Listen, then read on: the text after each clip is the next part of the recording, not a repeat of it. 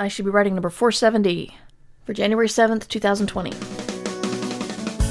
I should be writing. I should be working on my craft. I should be writing. I should be submitting my next draft. But I'm sitting home watching Doctor Who. Hi there, welcome to I Should Be Writing, the podcast for wannabe fiction writers. I'm your host, Mur Lafferty.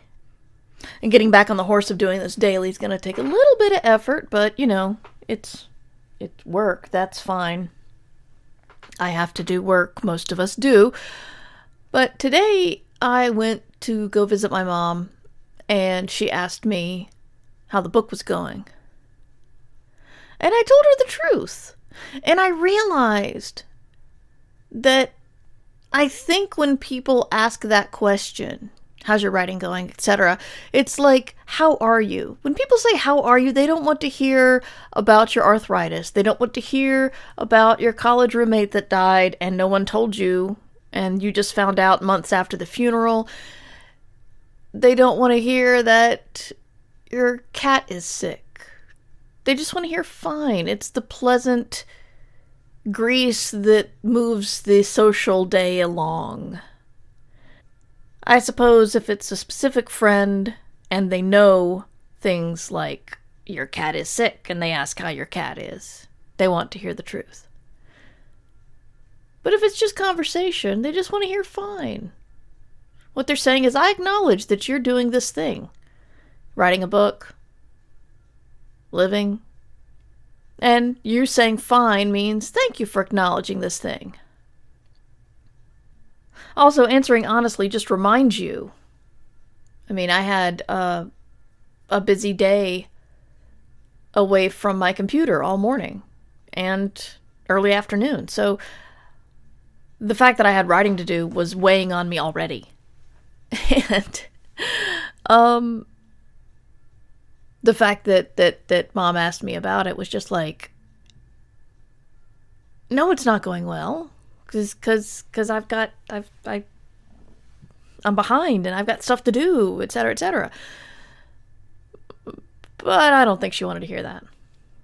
And I'm not saying my mom specifically wants me to pleasantly lie about things. I'm just saying overall, I don't think people want to hear it. Maybe I'm just being cynical today. I don't know. When people are talking about goals, they always say, let people know your goals. That's one of the little magic formula that are supposed to be another step towards succeeding, because you make it public and you tell people about it and now you're accountable. But when people ask that question, I think they just want to hear good stuff. Because if you actually give them the problems you're having, well, then what? What are they going to do? Are they going to try to help? Are they going to sympathize? Are they going to fix it? I don't know. What are they going to do?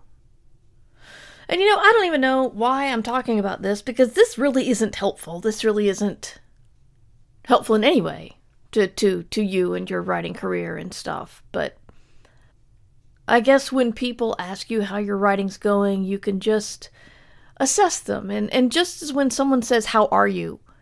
You look at them and you figure, you do the little mental calculation of how close are you to me? And how comfortable do I feel telling you the truth if the truth isn't fine? To ease the social, to grease the social wheels, I think you have to do the same mental calculations when people ask you about your writing. Fine. If it's another writer, you can probably be more honest. If it's your editor, you might be less honest. I mean, I'm not saying you should. I'm just saying what probably happens. Let's be honest. Come on. But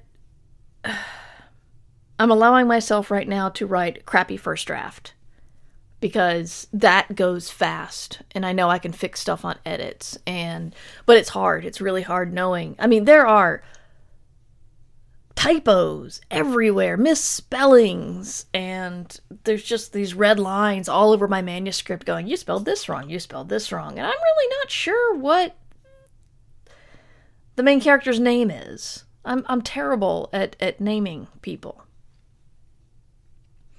And I think I've changed 2 women's names at least once. Yeah, it's a mess, but it's getting done. It's fine. Absolutely fine.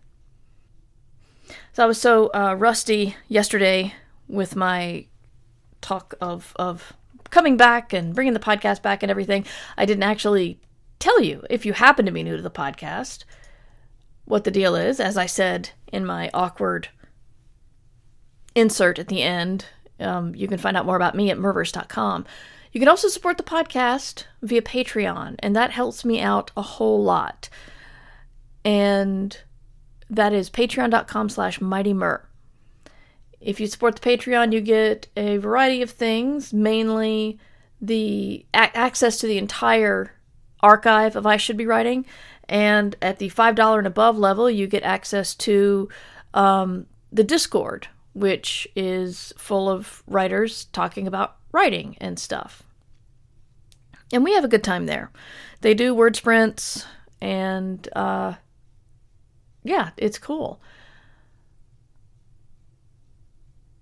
I'm working on bringing you more content and bringing you better content this year. And I hope that if you can find $1 a month to help me out, you will. Patreon.com/mightymur. If you want to email me a question or let me know how your projects this year are going, mightymur@gmail.com. And I'm on Twitter at mightymur until Twitter depresses me, which these days is usually pretty fast, and then I get off. But I peek in from time to time. And perhaps I'll see you there. And I'll see you tomorrow, because you should be writing. Remember, you can support the show at patreon.com/mightymur. I Should Be Writing theme music provided by John Anelio. You can find more about him at johnanelio.com. This podcast is distributed under a Creative Commons Attribution Share-alike license.